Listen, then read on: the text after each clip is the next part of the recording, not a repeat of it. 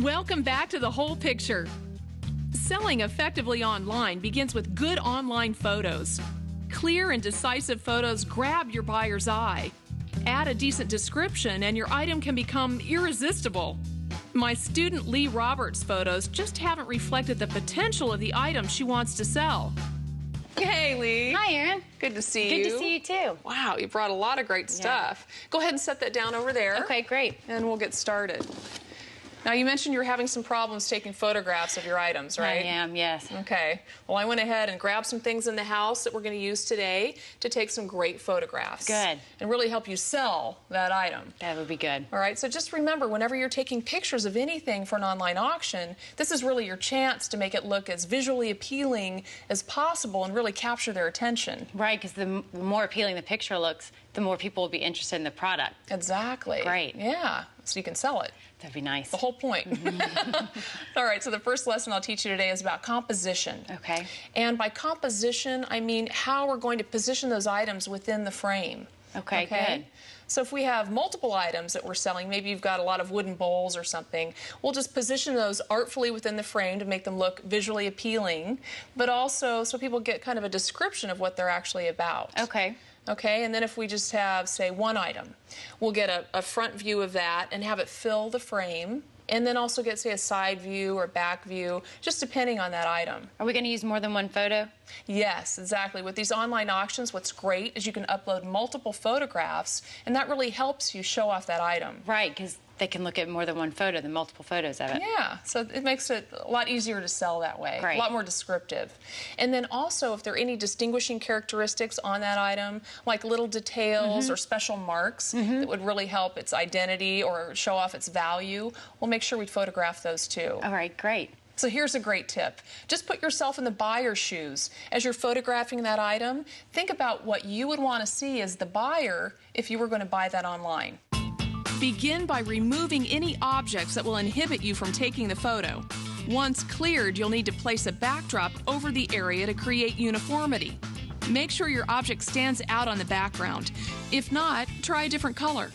The easiest thing to do is to use a solid color bedsheet or a piece of neutral colored fabric.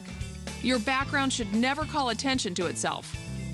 Check your LCD screen to make sure the object and the background work together and the background doesn't distract from your item.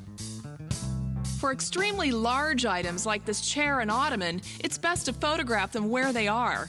Your objective is to show the context of space in relation to the product. Again, clear away any objects that inhibit the view of your subject. Then, check your LCD to make sure the item fits in the center of the frame and that the background is minimized. Once you have your item in space presentable, you're ready for lighting. Okay, now that we've composed the picture, we need to set up the lighting. Okay. And the first thing you need to remember about all lighting for all pictures is you need to be aware of the quality and direction of the light. Okay, now the direction of the light, that makes sense, right? You could come in from any direction. But the quality is either how hard or soft the light is on your object. Okay. Now, a harsh light, for example, would be the on-camera flash on your point-and-shoot camera. So when we take a picture of that object, it sends out a harsh light, and it's most likely going to reflect something back. Okay. So we'll lose information in those blown-out white areas, okay? And a soft light could be a huge light source that's maybe a little bit further away, which would give a soft light on our object. Now, today, we're going to experiment with these clip-on lights. What kind of bulb is that? I've never used that kind. Well, it's a good question. And first of all, it's not really hard and it's not really soft light either. It kind of depends on how far away we're going to have it from the subject. Okay. It's kind of right in the middle. But this bulb itself is a daylight bulb. And that means it's the same color as daylight coming in from the windows. And that we keep our lighting consistent. It'll filter out any indoor yellow light that happens to be happening anywhere around the scene. Okay, got it. Okay? So just remember, it's all about experimenting. That way you can get the best picture of your object. Lighting small items is easily done with an inexpensive clamp light. Clip the light onto an everyday item like a coat rack and position it at 45 degrees, casting light on your subject.